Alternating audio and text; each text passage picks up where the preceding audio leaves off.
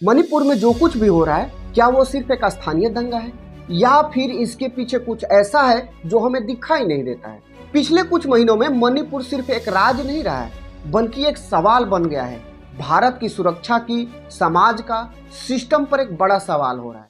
घर जल रहे हैं, लाखों लोग अपने ही देश में शरणार्थी बन रहे हैं, इंटरनेट महीनों तक बंद है और सैकड़ों लोग अपनी जान गंवा चुके हैं। लेकिन असली सवाल आज भी है कि आखिर ये सब शुरू कैसे हुआ और अब तक खत्म क्यों नहीं हुआ। अगर हम शुरुआत को समझे तो मणिपुर में मुख्य रूप से दो सबसे बड़े समुदाय हैं, मैतेई और कुकी। मैतेई घाटी में रहते हैं और कुकी पहाड़ी इलाकों में रहते हैं। लंबे समय से दोनों के बीच में जमीन, पहचान और अधिकार को लेकर तनाव रहता है। लेकिन मई 2023 में जब मैतेई समुदाय को एसटी यानी शेड्यूल्ड ट्राइब का दर्जा देने की मांग उठी, तब यह तनाव अचानक विस्फोट बन गया। कुकी समुदाय को लगा कि इससे उनकी जमीन और अधिकार खतरे में आ जाएंगे और बस यहीं से आग भड़क उठी। लेकिन क्या सिर्फ एक सरकारी मांग से इतना बड़ा हिंसक टकराव हो सकता है? तो जवाब होगा नहीं। ये सिर्फ एक ट्रिगर था। असल में ये तनाव सालों से बन रहा था। रिपोर्ट के अनुसार 2023 से पहले भी छोटे बड़े झगड़े होते थे, लेकिन उन्हें कभी गंभीरता से लिया ही नहीं गया। जब सरकार और प्रशासन समय पर कार्रवाई नहीं करती है तो छोटी सी चिंगारी पूरी जंगल को जला के राख कर देती है।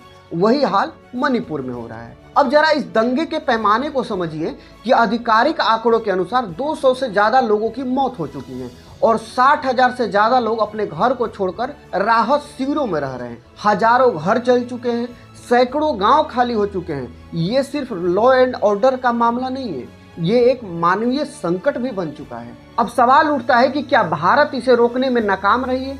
तो देखिए, सरकार ने सेना और असम राइफल्स को तो तैनात किया है, वहां पे कर्फ्यू भी लगाया है, इंटरनेट भी बंद किया है, लेकिन इसके बावजूद भी वहां की हिंसा पूरी तरह से नहीं रुकी है। इसका मतलब साफ है कि समस्या सिर्फ पुलिस या सेना से सुलझने वाली नहीं है। जब समाज दो हिस्सों में बढ़ जाता है तो सिर्फ फोर्स से शांति नहीं लाई जा सकती। लेकिन कहानी यहाँ खत्म नहीं होती है। अब आते हैं उस हिस्से पर जिसे अक्सर नजरअंदाज कर दिया जाता है, जो है विदेशी ताकतों का रोल, यानी डीप स्टेट। मणिपुर की सीमा म्यांमार से लगती है, जहां पहले से ही गृह युद्ध जैसी स्थिति बनी हुई है। रिपोर्ट्स बताती है कि कई उग्रवादी संगठन म्यांमार के रास्ते हथियार और ट्रेनिंग ले रहे हैं। कुछ खुफिया इनपुट से भी संकेत मिले हैं कि सोशल मीडिया के जरिए भड़काऊ कंटेंट फैलाकर माहौल को खराब किया जा रहा है। अब सोचिए कि अगर किसी देश के अंदर लगातार अशांति बनी रहे तो इसका फायदा किसको होगा? तो सबसे पहले जो फायदा होता है उन देशों का होगा जो भारत को कमजोर देखना चाहते हैं, जो भारत की तरक्की को नजरअंदाज करना चाहते हैं। नॉर्थ ईस्ट भारत का रणनीतिक इलाका है। यहाँ से चीन, म्यांमार, बांग्लादेश जैसे देशों की सीमाएं जुड़ी हैं। अगर यहाँ अस्थिरता बनी रहती है तो भारत की सुरक्षा कमजोर होती जाती है। दूसरा फायदा होता है उन ताकतों को जो भारत के आर्थिक ग्रोथ को रोकना चाहते हैं।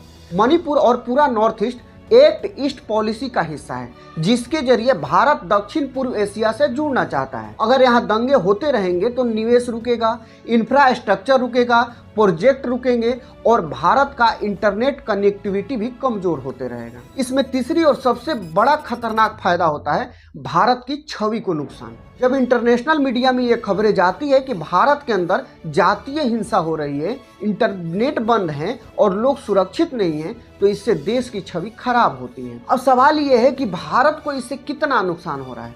तो इसका जवाब सिर्फ आंकड़ों में नहीं है। नुकसान सिर्फ आर्थिक ही नहीं हो रहा है, इसमें सामाजिक भी हो रहा है और मानसिक भी हो रहा है। जब एक ही देश के लोग एक दूसरे के दुश्मन बन जाते हैं तो सबसे बड़ा नुकसान होता है उस देश की एकता का। मणिपुर में आज हालात ऐसे हैं कि लोग अपने ही राज्य में दूसरे इलाके में जाने से डरते हैं। भरोसा पूरी तरह से टूट चुका है। इसके अलावा सरकार को हर दिन करोड़ों रुपए सुरक्षा और राहत पर खर्च करने पड़ रहे हैं। जो पैसा विकास में लग सकता था वो अब संकट को संभालने में लग रहा है। और सबसे बड़ा नुकसान है युवा पीढ़ी का, युवा पीढ़ी के भविष्य का। जो बच्चे आज राहत शिविर में हैं उनका बचपन, उनकी पढ़ाई सब प्रभावित हो रही है। अब सबसे जरूरी सवाल ये है कि सरकार को क्या करना चाहिए। तो सबसे पहले सिर्फ फोर्स भेजने से काम नहीं चलेगा। सरकार को दोनों समुदायों के बीच में भरोसा बहाल करना होगा। इसके लिए दोनों समुदायों में बातचीत जरूरी है। नेताओं को, समाज के प्रभावी लोगों को एक साथ बैठकर समाधान निकालना होगा। इसके बाद दूसरा है बॉर्डर सिक्योरिटी को मजबूत करना। म्यांमार से आने वाले अवैध हथियार घुसपैठ को रोकना बहुत जरूरी है। जब तक बाहरी सपोर्ट बंद नहीं होगा तब तक अंदर की हिस्सा पूरी तरह से खत्म नहीं होगी। तीसरा है फेक न्यूज और भड़काऊ कंटेंट पर सख्त कार्रवाई होना। आज के समय में एक गलत वीडियो या एक पोस्ट पूरे राज्य को जलाने की क्षमता रखता है। इसीलिए डिजिटल कंट्रोल का और लोगों के पास सही जानकारी पहुंचना बहुत जरूरी है। विकास पर फोकस करना होगा। जब तक लोग रोजगार, शिक्षा और बेहतर जिंदगी नहीं मिलेगी तब तक असंतोष बना रहेगा। नॉर्थ ईस्ट को सिर्फ सिक्योरिटी इशू के रूप में नहीं बल्कि डेवलपमेंट जोन के रूप में भी देखना होगा।